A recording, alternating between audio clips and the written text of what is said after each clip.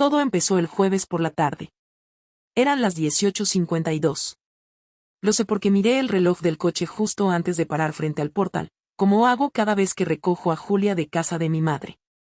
Pero ese día vi algo que me hizo pisar el freno de golpe. Un coche rojo estaba aparcado justo en la puerta. No era el de Marcos, mi marido.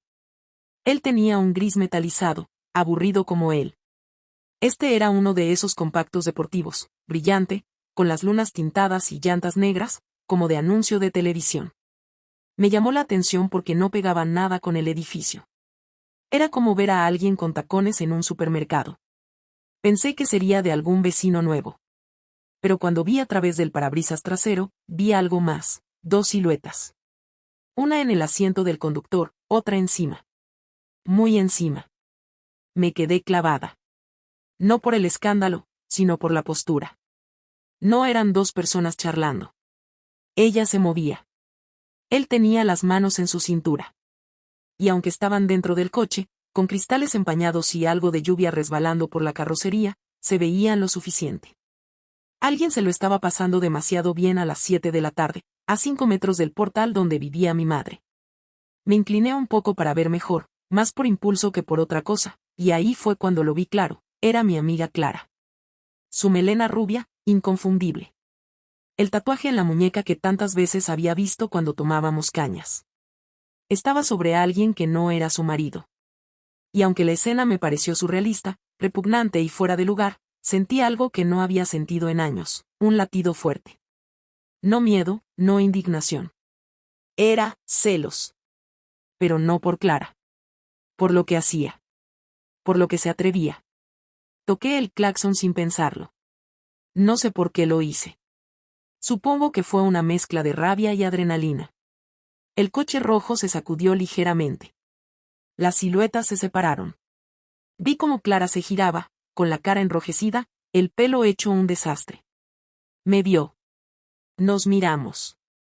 Ella abrió la puerta y salió del coche en silencio, se bajó la falda como pudo y se metió corriendo en el portal, como si nada. Yo me quedé allí, inmóvil, con las manos en el volante. El chico salió segundos después. Era joven. Más que ella. Mucho más. No lo reconocí. Se subió al coche como si acabara de cometer un atraco y arrancó a toda velocidad. No me miró. Esa noche no pude dormir. No por Clara. Ella podía hacer con su cuerpo lo que le diera la gana. Pero algo me tocó una fibra muy jodida. No era solo el morbo de verla así. Era que yo, me sentí completamente invisible. Me miré al espejo antes de meterme en la cama. Llevaba la camiseta de propaganda de Sanitas que me daban en la empresa, las piernas sin depilar desde hacía más de una semana, el pelo recogido con una goma vieja. Parecía mi madre a los 50, y yo aún no he cumplido los 40. Pensé en Marcos. En su forma de besarme como quien saluda a una prima lejana. En cómo nunca me tocaba si no era porque yo se lo pedía. En cómo sus te quiero eran cada vez más frases de compromiso que de cariño. Y me di cuenta de que yo también estaba muerta por dentro, como él. Pero a diferencia de él, yo quería sentir algo. Cualquier cosa. Esa noche me hice una promesa estúpida, infantil y muy poco responsable. La próxima vez que alguien me mire como un hombre mira a una mujer, no voy a hacerme la tonta. Y lo cumplí. Fue rápido. Más de lo que me imaginaba. No tuve que salir a buscar nada. Solo tuve que dejar de decir que no. Que fue Oscar, sí, el mismo comercial que me trae las facturas del despacho cada semana. El que siempre me dice que guapa viene soy aunque vaya vestida como una abuela. Ese mismo. El que siempre me espera más de la cuenta en la puerta aunque sabe que no tengo tiempo para hablar. La semana siguiente, cuando volvió al despacho, le sonreí de forma diferente. Me miró distinto también. Como si hubiera estado esperando ese momento durante meses. No tardó mucho en invitarme a tomar algo. Le dije que sí. Ni siquiera lo pensé. Y cuando entré en ese bar pequeño cerca de Callao, supe que lo que pasara esa noche no iba a tener vuelta atrás. No me arrepiento. Ni siquiera un poco. Me sentí deseada. Me reí como no lo hacía desde hacía años. Me sentí otra vez una mujer y no solo una madre, una empleada, una esposa que plancha camisetas de otro. ¿Fue sexo? Sí. ¿Fue rápido? También. ¿Fue espectacular? Ni de lejos. ¿Pero me devolvió una parte de mí que pensaba que había desaparecido para siempre? Absolutamente. Claro que sabía que estaba mal. Claro que sabía que era una traición. Pero también sabía que yo llevaba años siendo traicionada por la indiferencia de Marcos. Por su frialdad. Por su ausencia emocional. Por las veces que me hacía sentir sola durmiendo a 20 centímetros de él. Así empezó todo. No con un mensaje. No con una sospecha. Empezó con un coche rojo, una amiga descontrolada, y una promesa silenciosa frente al espejo. Y ahora que lo pienso, todo se fue a la mierda más rápido de lo que jamás habría podido imaginar. Nunca pensé que Marco sospechara. No porque fuera tonto, sino porque era de esos hombres que viven tan metidos en su rutina que se les escapa todo lo que no esté dentro de su agenda. Su vida entera era trabajo, ducha, comida y sofá. Si algo se salía de ese esquema, lo evitaba, lo ignoraba o simplemente lo posponía hasta que dejaba de existir. Y sin embargo, fue él quien rompió esa inercia. Me di cuenta el jueves siguiente, exactamente una semana después de lo del coche rojo y 5 días después de mi primera noche con Oscar. Fue un detalle estúpido, pero fue lo que marcó el inicio de todo. Marcos llegó del trabajo antes de lo habitual. No avisó. No llamó. Simplemente entró por la puerta a las 7:15 de la tarde, justo cuando yo estaba en el baño quitándome el rímel de la cara con el algodón aún caliente por el agua del grifo. Me sobresalté, y no por el ruido de la puerta, sino porque él nunca llegaba a esa hora, y mucho menos sin avisar. Me asomé al pasillo con el algodón todavía en la mano y le pregunté qué hacía en casa tan pronto.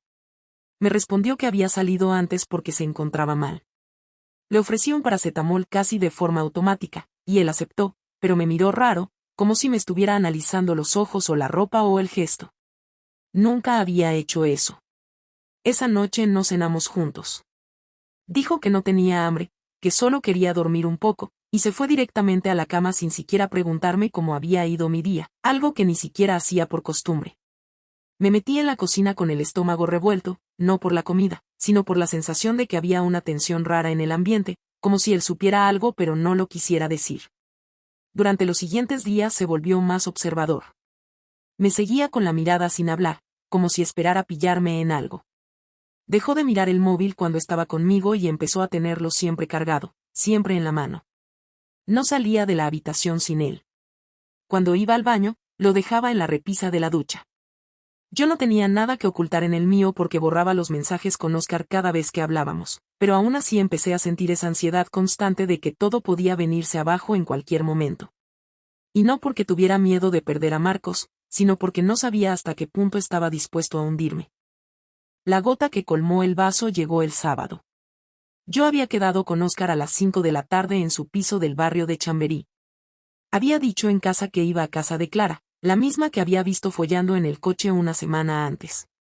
Pensé que sería una coartada perfecta porque quién iba a desconfiar de una amiga que supuestamente estaba pasando un mal momento y necesitaba hablar. Pero cometí un error. Un error simple. Me perfumé. No era un perfume caro ni llamativo, era el mismo que había usado siempre, pero llevaba semanas sin ponerme ni una gota cuando salía de casa sola.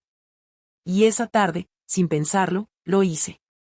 Volví a casa a eso de las 8. Julia estaba en su cuarto viendo una serie y Marcos estaba en el salón, en silencio, sin la tele encendida, solo con una cerveza en la mano y una expresión tan tranquila que me desconcertó. Me saludó con un tono amable, casi excesivamente amable, como si quisiera aparentar que todo estaba perfectamente. Me preguntó qué tal con Clara, si se encontraba mejor, si le había servido hablar conmigo. Le respondí que sí, que habíamos estado tomando algo y charlando de sus problemas con el marido, que le vendría bien alejarse un tiempo. Él asintió lentamente, me ofreció una cerveza y me pidió que me sentara un momento con él. Me pareció raro, porque nunca me pedía que me sentara a hablar cuando estaba viendo el fútbol, pero lo hice. Pensé que igual quería contarme algo del trabajo. Lo que me dijo me dejó helada. Sin levantar la voz, sin siquiera mirarme a los ojos, soltó una frase que no olvidaré nunca. ¿Sabes que Clara estuvo con sus padres toda la tarde? Tardé un segundo en reaccionar. Sentí como me subía el calor al cuello, como si me hubieran pillado robando. Intenté decir algo, pero no sabía por dónde empezar. Él me miró, sonrió sin alegría y añadió, la llamé para agradecerle que te estuviera cuidando. Me pareció un buen gesto de tu parte. Pero me dijo que no te había visto en todo el día. Me levanté del sofá de inmediato, buscando excusas, cualquier frase, cualquier historia que pudiera sostener esa mentira, pero no tenía nada preparado. Empecé a decir que quizás se confundió, que a lo mejor se refería al viernes, que tal vez yo había entendido mal. Marcos no me interrumpió, solo me escuchaba con los brazos cruzados y esa sonrisa apagada que se parecía más a una amenaza que a una expresión de comprensión. Cuando terminé de hablar, o más bien de tartamudear y balbucear como una idiota, se levantó también. Me miró fijamente y dijo, no me digas más mentiras, Laura. No me tomes por imbécil. Sé que estás con otro. Lo sé desde hace tiempo. Solo estaba esperando que tuvieras los ovarios de decirme la verdad. Me quedé en silencio, completamente paralizada. Lo que me dolió no fue que me lo dijera así, sino darme cuenta de que había esperado más de mí de lo que yo creía. Había estado aguantando, esperando que yo diera la cara, que lo mirara a los ojos y le confesara lo que estaba haciendo. No pude decir nada. Ni una palabra. Me fui al dormitorio, cerré la puerta y me senté en la cama sin saber qué hacer. Me temblaban las manos. Me sentía sucia, acorralada, descubierta. Y no solo por la infidelidad.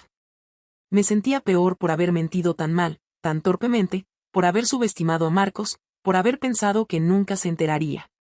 Durante horas no hablamos. La casa estaba en silencio. Julia seguía en su cuarto y yo no sabía si debía salir y fingir que todo estaba bien o quedarme encerrada allí para siempre.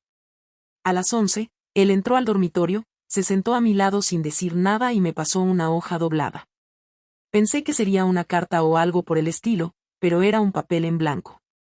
Me miró y dijo, si quieres hablar, escribe. Pero no me vuelvas a mentir. Una sola vez más, y te echo de esta casa delante de nuestra hija. Ahí supe que todo había cambiado.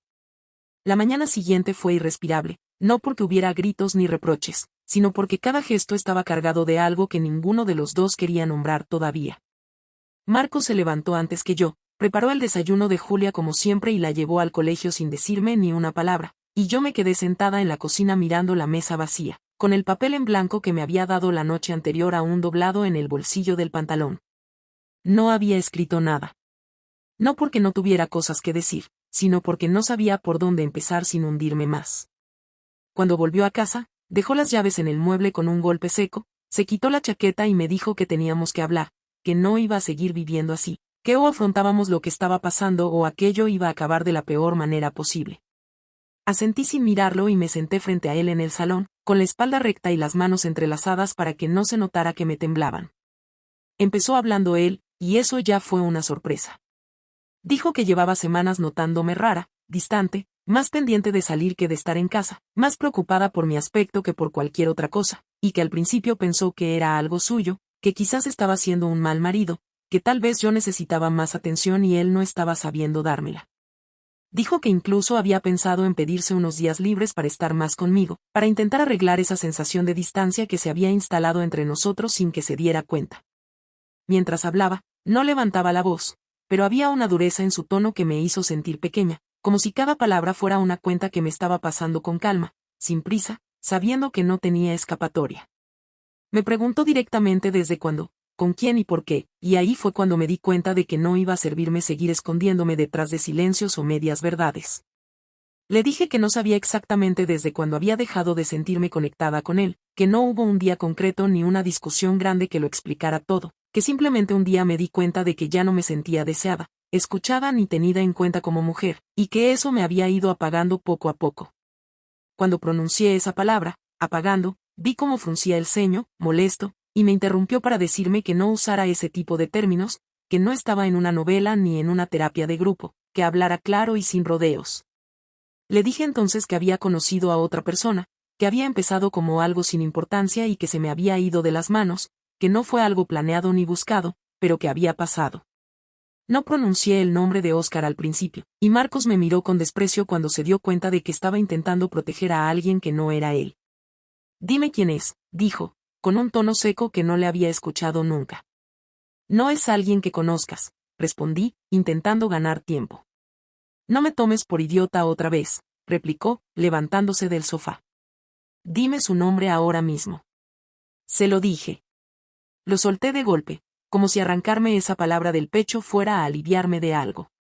Al escucharla, se quedó quieto durante unos segundos, como si estuviera encajando la información, y luego soltó una risa breve, amarga, que me heló la sangre. Dijo que le parecía perfecto, que mientras él se dejaba la espalda trabajando para mantener la casa, yo me acostaba con un tipo del trabajo como si fuera una adolescente aburrida. Intenté explicarle que no era así, que no se trataba solo de sexo, que había sido una mezcla de muchas cosas, pero no me dejó seguir.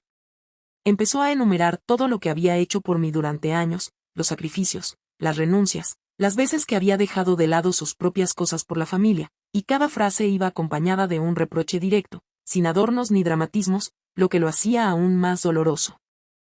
Le dije que no estaba justificándome, que sabía que lo que había hecho estaba mal, pero que también necesitaba que entendiera cómo me había sentido durante mucho tiempo, sola incluso estando con él, invisible dentro de mi propia casa. Me respondió que la soledad no daba derecho a traicionar, que si me sentía así debía haber hablado antes, que no era una excusa válida para acostarme con otro hombre. Al oír eso, algo dentro de mí se rompió, porque sabía que tenía razón, al mismo tiempo, sentía que nadie había querido escucharme cuando intenté decir que no estaba bien. Empecé a llorar, no de forma exagerada, sino con ese llanto silencioso que te deja sin fuerzas, y le pedí que bajara la voz, que Julia podía volver en cualquier momento. Eso pareció enfurecerlo más. «Ahora te preocupa Julia», me dijo, acercándose a mí. «¿Ahora te acuerdas de que tenemos una hija?» «No la metas en esto», le respondí, secándome las lágrimas con la manga. «La metiste tú cuando decidiste follarte a otro», contestó sin dudar. Ese fue el momento más duro. No por la palabra en sí, sino por la frialdad con la que la usó, como si quisiera asegurarse de que me doliera de verdad. Me levanté del sofá y le dije que parara, que no iba a permitir que me hablara así, que podía estar enfadado, decepcionado, lo que quisiera, pero que no tenía derecho a humillarme. Él me miró con una mezcla de rabia y sorpresa, como si no esperara que me defendiera, y durante unos segundos pensé que iba a gritarme o a romper algo, pero no lo hizo. Se limitó a decirme que la humillación la había empezado yo, que él solo estaba reaccionando a lo que había hecho.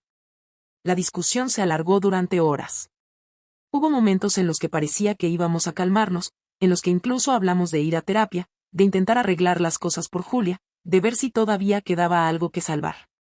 Pero cada vez que parecía que avanzábamos un paso, algo nos hacía retroceder dos. Yo le confesé que había seguido viendo a Oscar incluso después de sentirme culpable, y eso terminó de romper cualquier intento de acercamiento. Marcos me dijo que eso demostraba que no había sido un error puntual, sino una decisión consciente, y que no sabía si podría volver a confiar en mí algún día. Cuando Julia volvió del colegio, los dos nos callamos de golpe.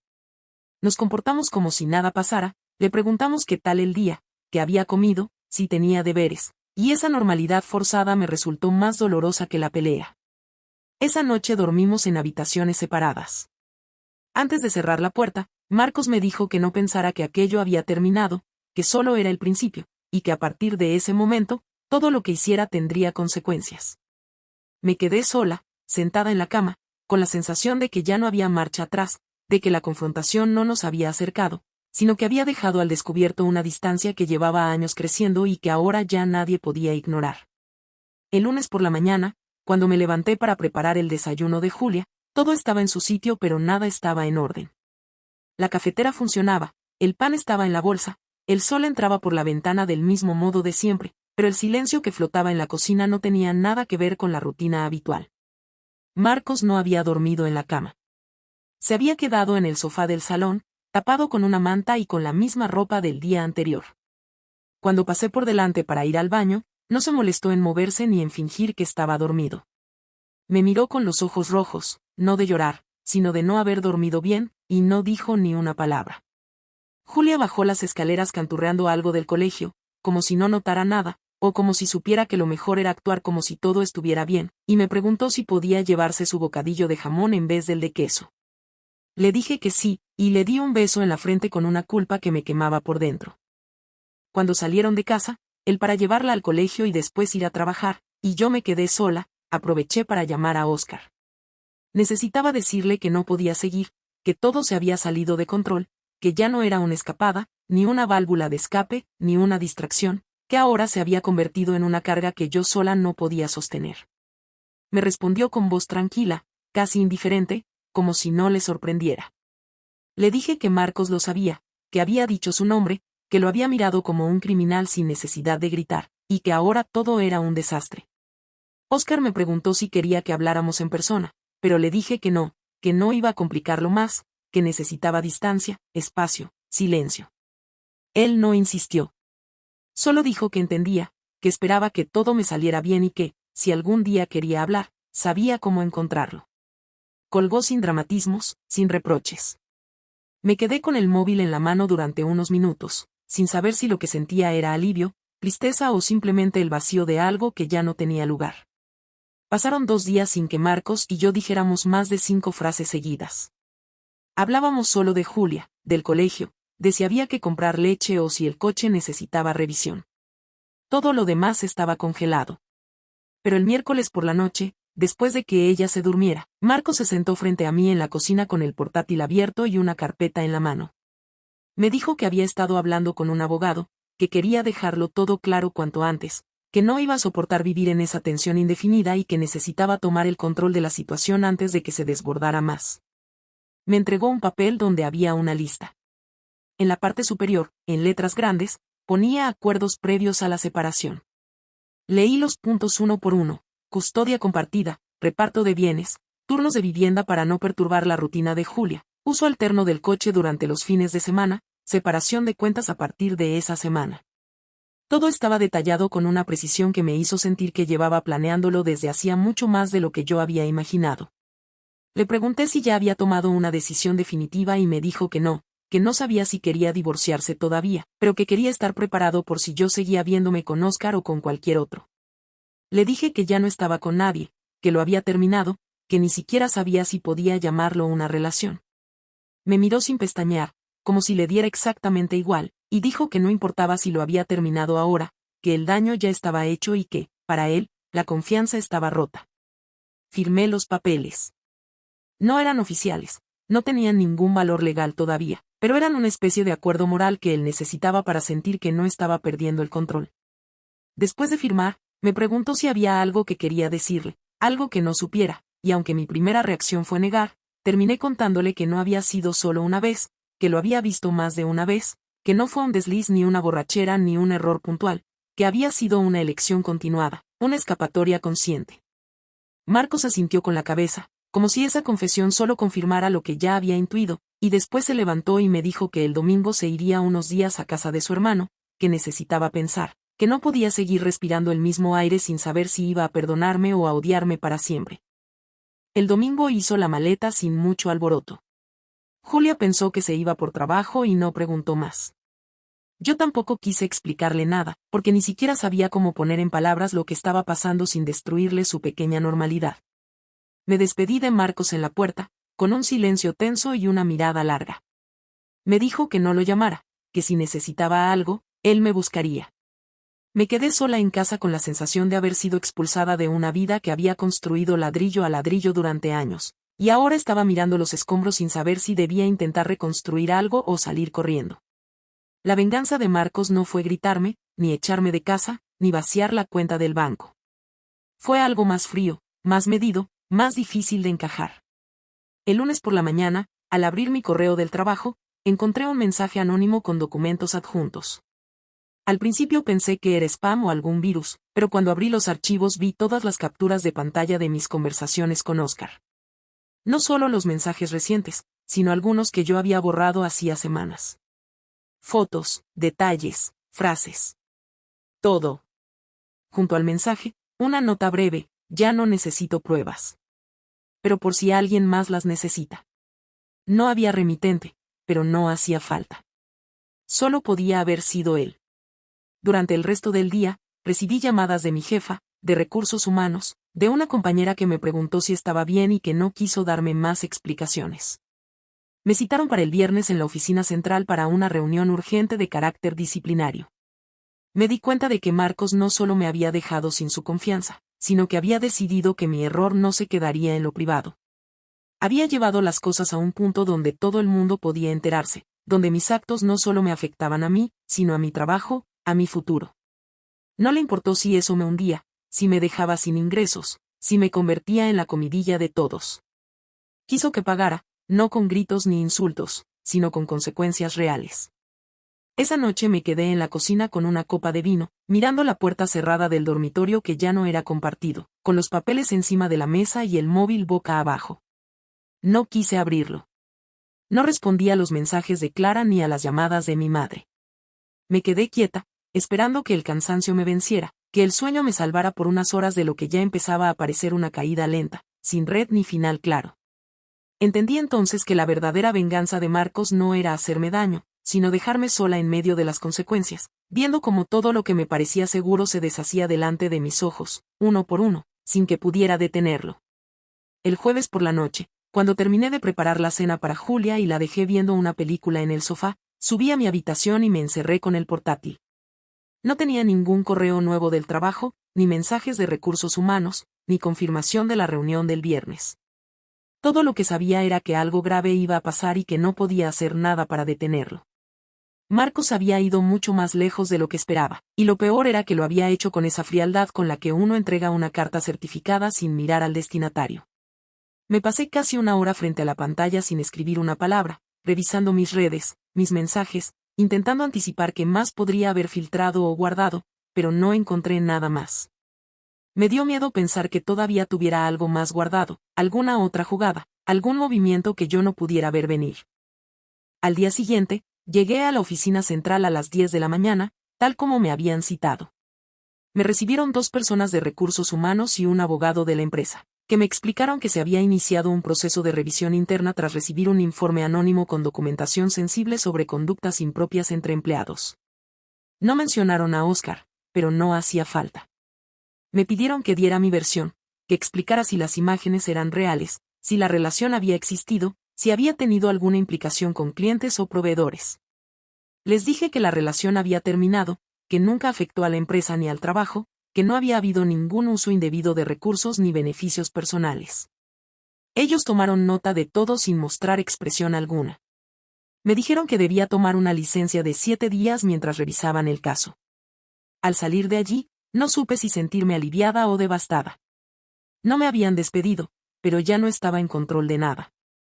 Me habían apartado como se aparta a alguien que puede contagiar algo. Volví a casa a las 12:30, con la cabeza ardiendo y los ojos secos. Me encerré en el baño sin saludar a Julia, me metí bajo la ducha y me quedé allí mucho más tiempo del que debía, pero sin sentirme limpia ni más tranquila. Cuando salí, tenía 3 llamadas perdidas de Clara. La llamé de vuelta y su voz sonaba rara, como si supiera todo y no quisiera decírmelo de golpe. Me preguntó si estaba sola, si podía hablar, y me dijo que tenía que contarme algo. Marcos se había reunido con su marido. Según ella, había sido un encuentro breve, en un bar cerca del trabajo. No le dijo los detalles, pero sí que le había entregado una copia de los mensajes, una carpeta con todo lo que él había conseguido. Le pidió, palabras textuales, que supiera con quién se estaba juntando su mujer. Le pidió que lo pensara por su hija, que no quería meter a nadie más, pero que había más personas involucradas de lo que parecía. Clara estaba furiosa. No solo porque su nombre había vuelto a aparecer en medio de todo, sino porque ahora su marido empezaba a hacer preguntas, a revisar cosas, a desconfiar. Me dijo que no podía seguir cubriéndome, que yo había arrastrado todo esto mucho más lejos de lo que ninguna pensaba, que ya no era solo un problema mío. No supe qué responderle. Le dije que lo sentía, que no era mi intención, que no sabía que Marcos haría algo así. Me colgó sin responder. Esa noche, cuando Julia se fue a dormir, me senté sola en el salón y me quedé pensando en todo lo que había pasado en tan poco tiempo. Lo de Oscar, la confesión, la reacción de Marcos, la separación silenciosa, los correos, el trabajo, Clara, su marido, y ahora este vacío absurdo en el que ya no sabía si iba a tener casa, empleo, amigas o siquiera una rutina estable. A las 11, sonó el timbre. Abrí sin preguntar, y allí estaba Marcos. Vestía con ropa informal, llevaba una mochila colgada al hombro y una carpeta en la mano. Me pidió que habláramos, y lo dejé pasar. No tenía fuerzas para discutir, ni para negarme. Nos sentamos a la mesa de la cocina, sin tocar nada, sin mirarnos directamente. Él puso la carpeta sobre la mesa, la abrió y me mostró unos papeles. No eran del abogado, ni del trabajo. Eran cartas suyas, escritas a mano. No eran nuevas. Eran copias de cosas que me había escrito en los últimos años, en cumpleaños, en aniversarios, incluso en la boda de su hermano. Me preguntó si alguna vez las había leído de verdad. Le dije que sí, que siempre las leía. Me preguntó si había entendido lo que significaban, si sabía cuánto había apostado por mí, cuánto había confiado en mí, cuánto se había tragado incluso cuando algo no le cuadraba. Me dijo que durante mucho tiempo había evitado pensar mal de mí, que prefería creer que yo estaba estresada, que necesitaba espacio, que la rutina nos estaba matando, pero que aún así se esforzaba por mantenernos juntos, por no dejar que la casa se convirtiera en una simple estructura compartida. Me dijo que había planeado un viaje para este verano, que lo había estado organizando en secreto, que pensaba decírmelo en mayo, que iba a hacer algo para los tres, para recuperar algo, para empezar de cero. Me lo dijo sin esperar que me sintiera mal, solo para que entendiera que todo lo que yo creía que faltaba, tal vez solo necesitaba un poco más de tiempo. Le pregunté si había hecho todo lo del trabajo a propósito. Me miró y dijo que sí, que lo hizo con rabia, con rencor, con la necesidad de demostrar que él también sabía mover las piezas, que no era un títere, que no iba a quedarse de brazos cruzados mientras yo destruía nuestra vida. Le dije que lo entendía, que no podía reprochárselo, pero que me había hundido más de lo que pensaba. Me preguntó si me dolía por perder el trabajo o por el orgullo. Le respondí que por las dos cosas. Le pregunté si pensaba seguir con la separación. Dijo que no lo sabía, que se había ido para calmarse, pero que no había dejado de pensar en todo ni un solo día. Me preguntó si seguía viendo a Oscar. Le dije que no, que todo había terminado, que ni siquiera tenía su número ya. Me preguntó si lo echaba de menos. No supe qué decir. Se levantó, se colgó la mochila al hombro y dijo que no había venido para hacerme sentir peor, sino para dejar las cosas claras, que no iba a seguir haciéndome la guerra, pero que tampoco podía fingir que todo estaba bien. Me preguntó si quería que él volviera o si era mejor que siguiera fuera por un tiempo. Le dije que no tenía la respuesta.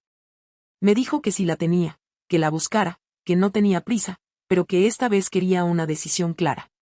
Me abrazó sin mucho contacto, como alguien que despide a alguien más antes de un viaje. Se fue sin mirar atrás. Me quedé en la cocina con la carpeta aún abierta sobre la mesa, mirando las cartas una por una, recordando cada fecha, cada momento en que las había recibido y en los que probablemente las leí por encima, sin prestar atención real. Me sentí estúpida. No por haber sido descubierta, sino por haber llegado a este punto creyendo que todo se arreglaba solo, que los errores no tenían consecuencias, que bastaba con decir ya no lo hago para que el resto del mundo borrara lo anterior.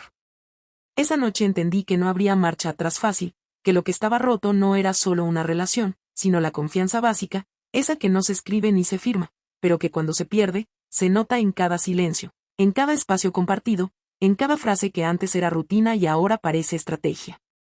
Pasaron 3 semanas desde esa última conversación.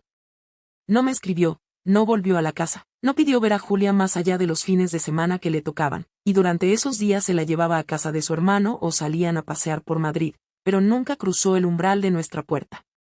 Cada vez que la devolvía, lo hacía sin decir una palabra más allá del saludo obligatorio, y a veces ni eso. Yo tampoco me esforzaba por hablarle porque no sabía si debía pedirle otra oportunidad, si debía dejarlo ir o si simplemente debía resignarme a vivir con la incertidumbre. La espera me desgastaba más que cualquier discusión. Seguí sin trabajar mientras la empresa resolvía el proceso de revisión, aunque a esas alturas ya sabía que no me despedirían porque no habían encontrado violaciones graves a las normas, pero igual me dejaron claro que mi imagen interna estaba comprometida y que lo mejor era que solicitara un traslado a otra oficina. No lo dudé. Pedí el cambio sin consultar con nadie, sin hablarlo con Marcos, sin contárselo a Clara, que desde la última llamada no volvió a escribirme. Solo le dije a mi hija que mamá iba a trabajar un poco más lejos y que estaría saliendo más temprano por las mañanas, sin entrar en detalles. Ella aceptó sin mucho interés porque aún no comprendía del todo lo que estaba pasando y tampoco preguntaba, como si intuyera que cualquier respuesta que recibiera iba a cambiar las cosas para siempre. El nuevo destino de trabajo era en Majadahonda, a casi 1 hora en transporte desde casa, pero lo acepté igual porque no podía seguir viendo las mismas caras todos los días. Empecé a acostumbrarme a los trayectos largos, al silencio dentro del vagón, a los auriculares puestos para evitar pensar. Durante esas semanas, me dediqué a hacer las cosas lo mejor posible, como si de algún modo eso compensara lo anterior. No volví a escribirle a Oscar, no lo busqué, no revisé nuestras conversaciones ni guardé ninguna foto. Sentía que si me permitía un solo paso hacia atrás, lo arruinaría todo. Me propuse seguir adelante, no para demostrarle nada a nadie, sino porque ya no podía permitirme otro error. Un viernes por la noche, cuando Julia ya dormía y yo estaba recogiendo la cocina, sonó el timbre. Abrí sin mirar por la mirilla y ahí estaba Marcos, sin mochila, sin papeles, sin gesto de reproche. Me pidió entrar. Le dije que sí. Caminó hasta el salón como si no hubiera pasado nada, se sentó en el sofá y me pidió agua. Fui a buscarla. Cuando se la di, no la bebió. Solo la sostuvo entre las manos mientras me observaba. Me preguntó cómo me iba en el nuevo trabajo. Le respondí que bien, que el ambiente era distinto, que era justo lo que necesitaba. Asintió sin mucho interés. Me preguntó si había pensado en todo. Le dije que no había hecho otra cosa en 3 semanas. Me preguntó qué quería hacer con nosotros. Me costó responder, no porque no tuviera clara la respuesta, sino porque sabía que cualquier palabra que dijera iba a definir lo que venía después. Le dije que no quería seguir viviendo con miedo, ni con culpa, ni con la sensación de estar arrastrando algo muerto, pero que tampoco quería cerrar la puerta sin intentar al menos una vez más hablar de todo. Le pregunté si él todavía me amaba. Me dijo que ya no lo sabía, que lo que sentía ahora era una mezcla de dolor, rabia, decepción, y que el amor tal vez estaba debajo de todo eso, pero que él solo lo encontraría si yo no volvía a mentirle nunca más. Le dije que no iba a mentirle, que no tenía sentido, que ya no había más máscaras. Me preguntó si de verdad lo había elegido alguna vez, o si simplemente se quedó conmigo por comodidad, por miedo o por costumbre. Le dije que si lo elegí, que muchas veces lo elegí, que lo defendí frente a mi familia, que lo admiré cuando trabajaba sin descanso, que me enamoré de su forma de tratar a Julia, que me quedé incluso cuando ya no me sentía vista porque tenía la esperanza de que volveríamos a encontrarnos.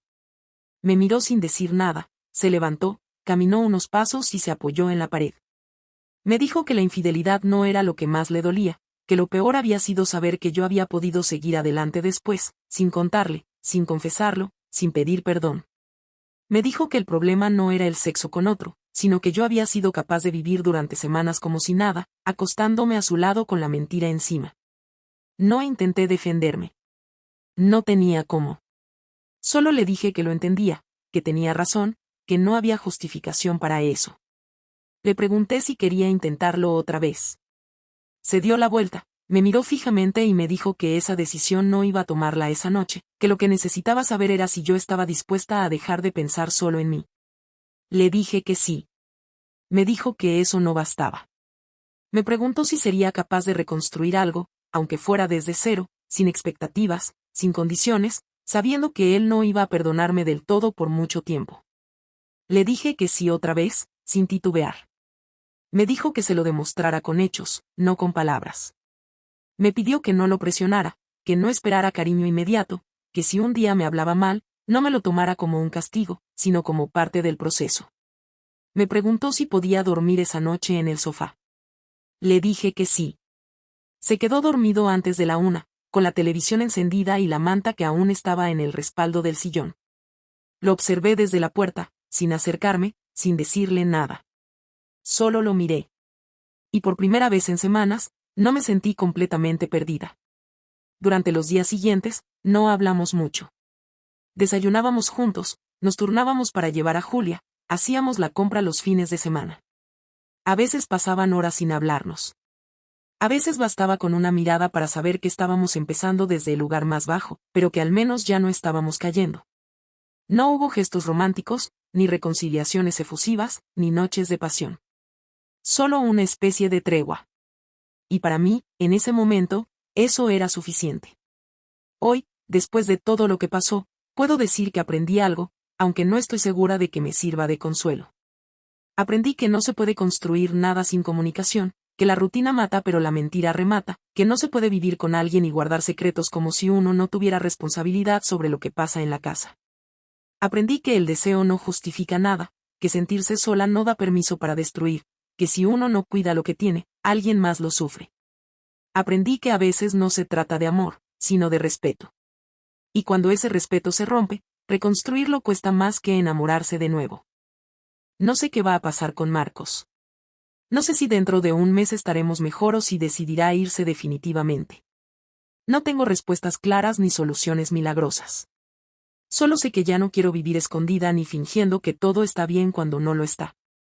No quiero volver a esa versión de mí que justificaba todo con el cansancio, con la falta de atención, con la necesidad de sentirse viva. Quiero ser otra. No perfecta, no ejemplar, pero al menos una persona que pueda mirarse al espejo sin sentir vergüenza. Eso es lo único que sé ahora. Y, aunque sea poco, es el primer paso que puedo dar.